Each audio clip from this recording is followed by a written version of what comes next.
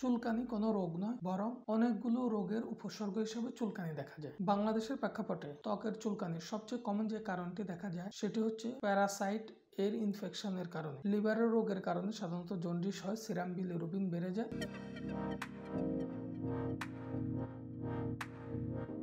আসসালামু আলাইকুম রহমতুল্লাহ। আমি ডক্টর ওমর ফারুক। আজকে আরেকটি নতুন বিষয় নিয়ে আলোচনা করতে চাই, সেটি হচ্ছে চুলকানি। চুলকানি কোনো রোগ নয়, বরং অনেকগুলো রোগের উপসর্গ হিসেবে চুলকানি দেখা যায়। যেমন যাদের ত্বকে অ্যালার্জি আছে তাদের ক্ষেত্রে প্রথম উপসর্গ বা লক্ষণ হিসেবে চুলকানি দেখা যায়। অনেক মানুষের অনেক কিছুতে অ্যালার্জি থাকতে পারে, যেমন ফুলের রেণু, সাবান, এছাড়াও ধুলাবালি, বাইরের বিভিন্ন প্রকার আবহাওয়া ইত্যাদিতে অনেকের অ্যালার্জি থাকতে পারে। যখন অ্যালার্জি হয়, প্রথম চিহ্ন হিসেবে চুলকানি বা ইচিং এই উপসর্গটি দেখা যায়। দ্বিতীয়ত, ত্বকের যে কোনো প্রকার সংক্রমণে চুলকানি দেখা যায়। যেমন ত্বকের যদি কোনো প্রকার ফাঙ্গাল ইনফেকশন থাকে, ত্বকের ফাঙ্গাল ইনফেকশনের ভিতর সবচেয়ে কমন হচ্ছে টিনিয়া। টিনিয়া বিভিন্ন নামে আছে, টিনিয়া ক্যাপিটিস, কর্পোরিস, কোরিস, আঙ্গুয়াম ইত্যাদি। যে কোনো প্রকার টিনিয়ার ক্ষেত্রে চুলকানি দেখা দিতে পারে। এছাড়াও ত্বকে যদি কোনো প্রকার ব্যাকটেরিয়ার সংক্রমণ হয়, সেক্ষেত্রেও চুলকানি দেখা যায়। সাধারণত যে কোনো প্রকার ত্বকের সংক্রমণের কারণে যে নার্ভ বা স্নায়ু আছে সেগুলো স্টিমুলেট বা উদ্দীপ্ত হয়, যার কারণে ওই জায়গায় চুলকানিটা হয়। বাংলাদেশের প্রেক্ষাপটে ত্বকের চুলকানির সবচেয়ে কমন যে কারণটি দেখা যায় সেটি হচ্ছে প্যারাসাইট এর ইনফেকশনের কারণে বা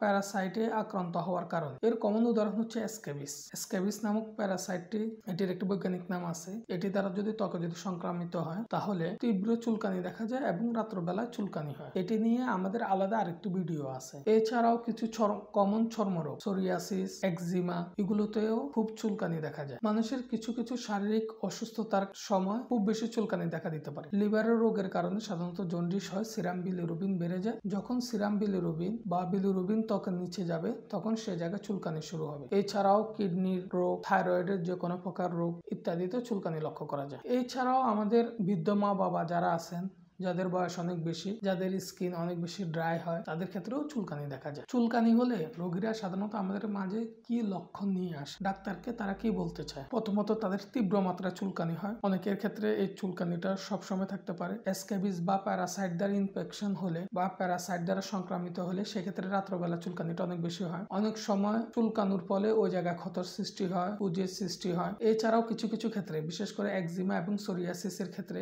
চুলকানোর ফলে ওই জায়গার স্কিনটার রং পরিবর্তন হয়ে যায়, অনেক বেশি মোটা হয়ে যায়। চুলকানিটা সাধারণত ডাক্তারগণ কিভাবে, কি কারণে চুলকানি হচ্ছে এটা কিভাবে নির্ণয় করে? প্রথমত, ডাক্তারগণ রোগী থেকে রোগ সম্পর্কে বা রোগের ইতিহাস সম্পর্কে জানেন, কবে থেকে হলো, কিভাবে হলো। এর মাধ্যমে তারা হচ্ছে যে কি একটা ডায়াগনোসিসে বা কি রোগ হলো সে সম্পর্কে ওনারা জানতে পারেন বা বুঝতে পারেন। দ্বিতীয়ত, ফিজিক্যাল পরীক্ষা ডাক্তারগণ নিজ হাতে ধরে পর্যবেক্ষণ করে এই জিনিসটা বুঝতে পারেন। অনেক ক্ষেত্রে ডাক্তারগণ স্কিন স্কেপিং বা স্কিন বায়োপসি দেন, যার মাধ্যমে কোনো ফাঙ্গাল ইনফেকশন হলো কিনা বা অন্য কি কারণে চুলকানি হচ্ছে সেটি নির্ণয় করে থাকেন। অনেক সময় রক্তের পরীক্ষা করা হয়। রক্তের পরীক্ষার মাধ্যমে লিভারের কারণে হচ্ছে কিনা বা অ্যালার্জির কারণে হচ্ছে কিনা বা কিডনির কোনো সমস্যার কারণে চুলকানি হচ্ছে কিনা ডাক্তারগণ তা দেখে নির্ণয় করে থাকেন। চুলকানি হলে অবশ্যই আমরা ডাক্তারের কাছে যাব। ডাক্তার কি কারণে চুলকানি হচ্ছে সেই কারণটা বের করে আমাদেরকে সঠিক চিকিৎসা দিবেন। তারপরেও আমরা পূর্ব প্রস্তুতি হিসাবে কিছু ঘরোয়া টোটকা বা টিপস অনুসরণ করতে পারি যাতে আমাদের চুলকানি না হয়। প্রথমত,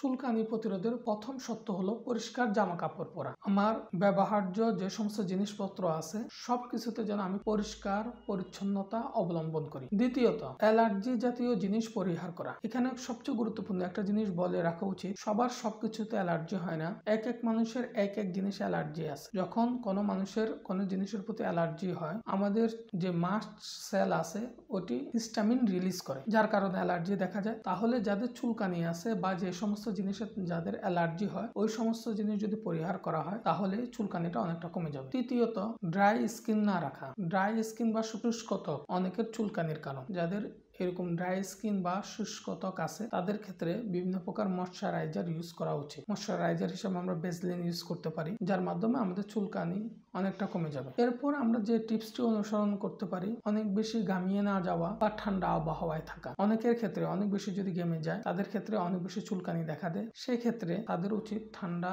পরিবেশে থাকা এবং যদি ঘেমে যায় সাথে সাথে ঘামটাকে মুছে নেওয়া। এরপর আমরা যে কাজটি করতে পারি সেটা হচ্ছে আমাদের লাইফস্টাইল মডিফিকেশন করা। যারা অনেক বেশি মোটা আছে তাদের স্বাস্থ্যটাকে কমানো, বেশি বেশি পুষ্টিকর খাবার খাওয়া, বেশি বেশি পানি পান করা, পুষ্টিকর খাবারের ভিতর শাক সবজি ফল মূল ইত্যাদি আছে, এগুলো আমরা প্রচুর পরিমাণে খাবো। এছাড়াও চুলকানি প্রতিরোধে আমাদের সবসময় উচিত গরম পরিবেশে না থেকে শীতল পরিবেশে থাকা, যাতে অনেক বেশি আমরা না ঘেমে যাই। যদি ঘেমেও যায় তাহলে সেটাকে পরিষ্কার করে বা মুছে দেওয়া, নিয়মিত বিছনার কাপড় যেখানে ঘুমানো হয় সেটাকে পরিষ্কার রাখা। এছাড়াও অ্যালার্জির টেস্ট করিয়ে আমাদের চিকিৎসা নেওয়া উচিত। সবার জন্য অনেক বেশি শুভকামনা রইল।